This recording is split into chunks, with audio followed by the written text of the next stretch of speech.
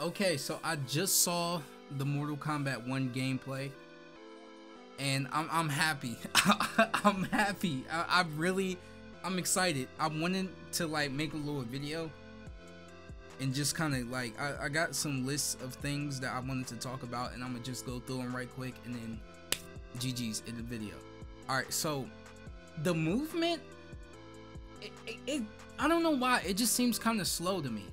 Like it seems like the movement as far as like the fighting, like it seems like Johnny Cage in particular, like it just seemed like when he punched, like it just seemed like every punch was like slower. Like I could just be tripping, but like it just seemed slower. Like his actions, his grab, like everything seemed slow, like as far as like how he swung. So I don't know what that's about. I don't know if that's just him. Maybe, like I said, maybe I'm tripping. As far as like the movement, like going back and forth, that looks good. One thing, it was not in the trailer, but Ed Boon talked about it, is Scorpion and Sub-Zero are brothers in this. I am a Scorpion fanboy. I think Scorpion is the best video game character of all time. I don't like it.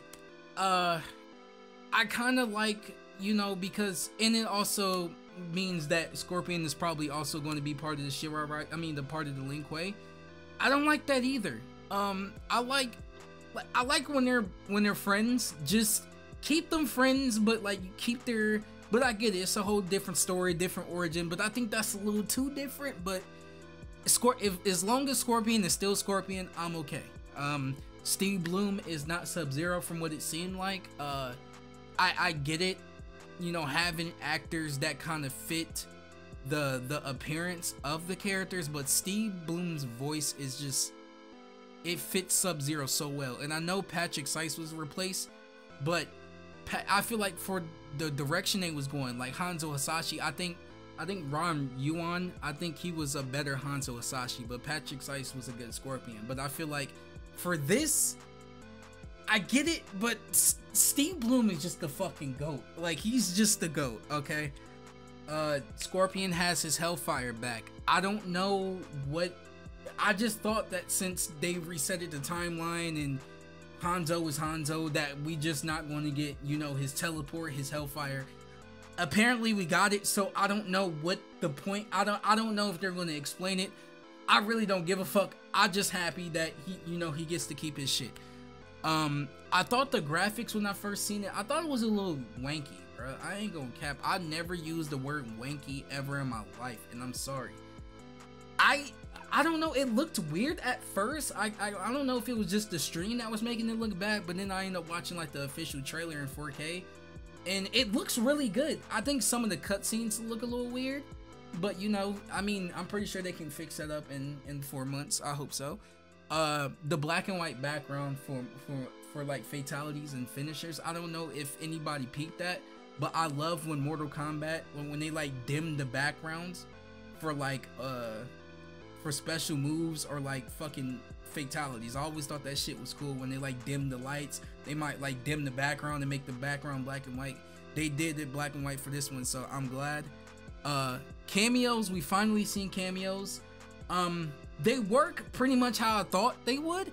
It's cool that they're part of your actual, you know, special move, and then also a part of your fatality. I guess they have their own fatality, so I think that's really cool. The combos look good. I really am happy about the combos, especially after MK11. And my last one is the story. Now, since we know what the game looks like, the next step for me personally, the next thing that I'm worried about is the story. I already told you about how I feel about Scorpion and Sub-Zero being brothers. When you hear Mileena and like Katana like go back and forth, it like Mileena says something about like my throne, so it makes it seem like Mileena is the one in charge of Edenia, like she's the queen or the princess.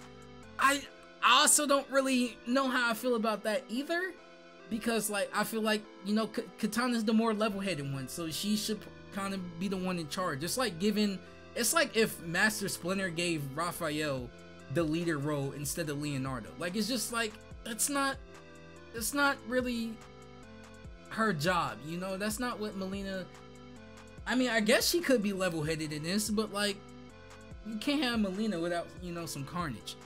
So, but this is I'm happy. I really am happy. The amount of times that I've said I'm happy is crazy. But now I'm pretty sure it's gonna be trailer after trailer after trailer after trailer after more content after more content.